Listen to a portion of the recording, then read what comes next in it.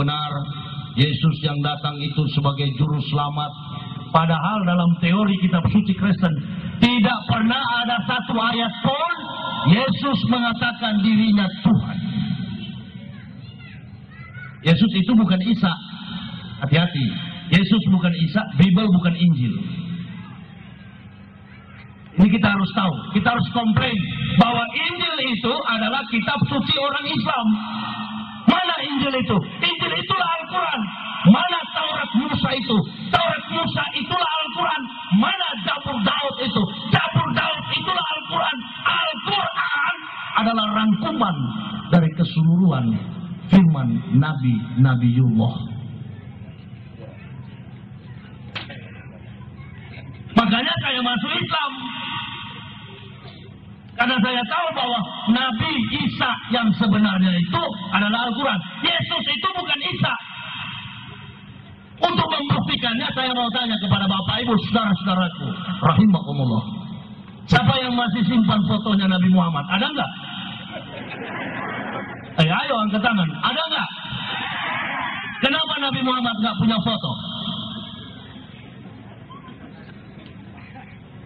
Karena di zaman Rasulullah belum ada tukang, ya gampang sekali nggak bisa jawab. Kalau di zaman Nabi Muhammad nggak ada tukang foto, apa penyebabnya? Ayo jawab.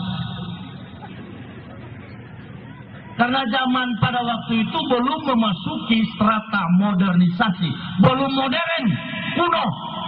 Makanya tidak ada kamera. Nah kalau Nabi Muhammad di zamannya tidak ada kamera, bagaimana dengan Nabi yang 576 tahun ada fotonya, Yesus? Ini orang Manado bilang cerita mati.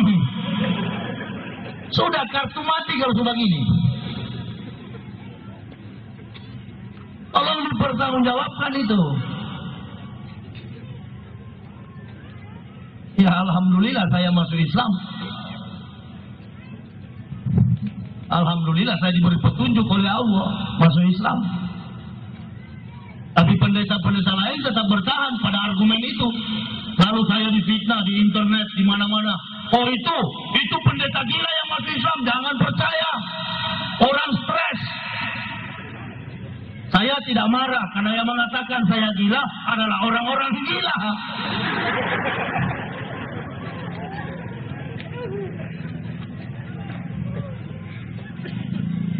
Untuk membuktikan juga orang Kristen gila begini, panggil Muslim yang dari kecil memang sinting. Lalu panggil profesor doktor yang pendeta, lalu bertamu ke rumah pendeta. Tanya sama Muslim yang sinting, bos, di mana Tuhan? Pasti Muslim yang sinting arahkan telunjuknya di atas. Betul atau tidak dalam konsep ajaran Islam, Allah Subhanahu wa Ta'ala Al-Alim di tempat yang maha tinggi. Karena di rumahnya pendeta, saudara tanya sama sang pendeta, Pak pendeta, sudah baik, mana Tuhan? Lalu dia bilang, itu yang di dinding sana. Mari kita belajar filsafat, enak sekali filsafat ini. Itu yang di dinding sana. Yang mana? Yang sebelah kanan? Bukan. Yang sebelah kanan kita POPA. Yang sebelah kiri? Bukan. Kita sebelah kiri kita POMA. Yang mana? Yang ada begini. Bukan ini manusia dari mana mau disalib ini. Ini betul-betul Paulus punya pekerjaan dan Romawi akibat dendam, dengki, iri hati terhadap kehadiran Nabi terakhir penyempurna keseluruhan kitab Nabi-Nabiullah. Wa'iz qala Isa bin Maryam ya bani Israil inni rasulillah ilaikum musaddiqan baina yadayya minat taurati wa basisrat bi rasuliyati min bani Nuh Ahmad fala majahum bil bainati qallu hisasirun mubin. 600 tahun belum datang Nabi Muhammad, Nabi Isa sudah menginformasikan, hai Bani Israel, aku Rasulullah datang di tengah-tengah kamu untuk menggenapkan kitab sebelumku, Taurat. Tetapi akan datang di tengah-tengah kamu kamu Rasul Allah, utusan yang terakhir. Bi Rasulil yati min bani Ahmad. Ahmad namanya, Nabi Muhammad. Ruhisa zirun mubin. Tapi Yahudi berkata, inilah sihir yang nyata. Dan saya pernah belajar di Yahudi, di Israel, S2 saya, Introduction Old Testament. Saya pernah studi di Israel. Ternyata orang-orang Yahudi itu tahu Nabi Muhammad. Dan mereka katakan, kami tahu siapa Nabi Muhammad itu. Dan walaupun kami tahu, anak cucu kami tidak akan percaya terhadap Muhammad. Dari sini ini persoalan prinsip dan mendasar. Lalu Yahudi mempermainkan kitab perjanjian lama yang notabene 30%-nya dari Kejadian sampai Maleakhi masih sama dengan Quran. 70% dongeng Yahudi. Yahudi yang merekayasa. Lalu perjanjian baru itulah yang dipalsukan, direkayasa secara spekulatif dengan permainan filsafat Paulus. 95% dongeng dan tahyul Paulus.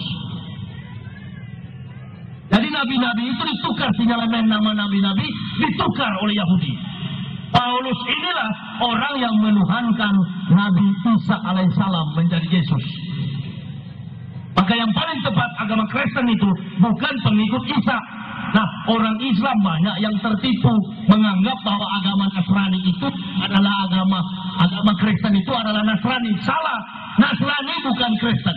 Bible bukan Injil. Isa bukan Yesus. Yahya bukan Yohanes. Moses bukan Musa. David bukan Daud. Jadi kita harus berusaha memisahkan. Jangan berusaha menyamakan. Nggak bisa. Kalau kita berusaha menyamakan, kita tidak bisa mengislamkan orang Kristen. Nggak bisa. Sudah ribuan saya islamkan orang di Indonesia ini dengan buku dan karya saya. Nggak pernah ada ribut di mana-mana, ada komplain dari pihak Kristen, nggak pernah. Karena semua pendeta di dunia ini tahu tentang Muhammad, tapi mereka tidak akan berani dan mampu meninggalkan jabatan kependetaan yang menjanjikan harta dunia. Mana ada pendeta mau masuk? Tidak ada pendeta yang berani masuk Islam. Pendeta itu kerjaan Belanda, kerjaan malas. Enak sekali kalau jadi pendeta. Orang yang jadi jemaatnya harus bayar sama pendeta. Pengusaha masih perlu modal, pendeta nggak perlu modal. Pendeta itu cuma mimpin jemaatnya, lalu dari jemaatnya bayar kepada si pendeta. Lalu pendeta ini disebut sebagai hamba Tuhan. Astagfirullahaladzim. Tuhan punya alat, alat Tuhan. Masya Allah. Saya sebagai seorang ilmiah, saya tidak pernah membenarkan agama Kristen itu dari dasar fondasi dogmanya. Kenapa? Karena teori the Holy Bible, perjanjian lama dan baru itu semuanya palsu.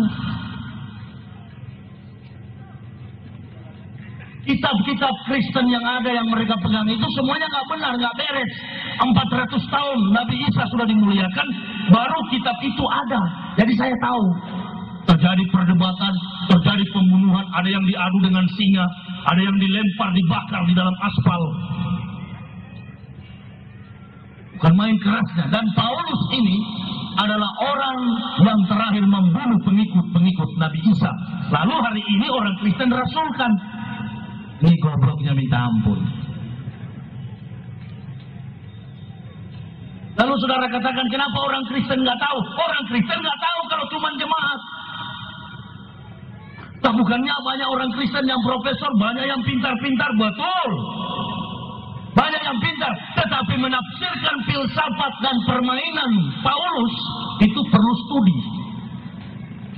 Supaya kita tahu, oh ini kebohongan Paulus. Makanya yang masuk Islam itu adalah orang-orang yang pintar. Bukan orang-orang beda ya. Hidayah itu beda, setiap orang beda. Ada yang masuk Islam karena suami, ada yang masuk Islam karena istri. Tapi kalau yang masuk Islam dengan satu keluarga, berarti itu dicoba aja sains. Dari sudut pandang ilmu pengetahuan saya sudah siap mempertanggungjawabkannya. Makanya ada petugas dari pihak kepolisian, dari Kristen, awak tentara juga di polisi di Kendari pernah marah sama saya. Pak Ustadz, kenapa? Saya ini torang sama-sama kawanua. Iya lalu. Tapi saya Kristen. Iya lalu. Nah Pak Ustadz, saya tadi agak kurang senang dengar Pak Ustadz ceramah. Kenapa? Enggak, di Masjid Al-Akbar itu di sebelahnya itu pendeta saya. Loh, kok Bapak yang jadi nggak senang? Ya karena Pak Ustadz bilang pendeta saya masuk neraka. Betul. Coba tanya kalau saya bohong. Kasat Intel Kendari, Polres Kendari itu pernah berdebat dengan saya. Kasih tahu saya bilang tidak ada pertolongan dari Muslim. Satu manusia Muslim tidak pernah saya bergantung harap untuk membela jihad saya.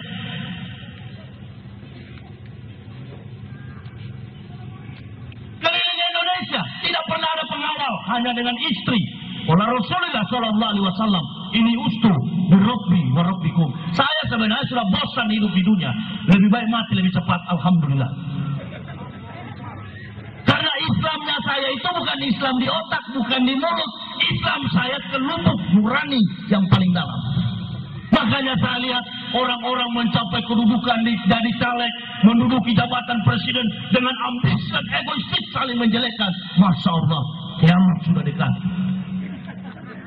Hati-hati, jangan terbuai dengan rayuan dunia ini. Alamatul kubra. Hiburan saya siang malam hanya Al-Quran. Siapa yang mau sama takut? Jenderal 100 bintang. Tidak ada yang saya takuti.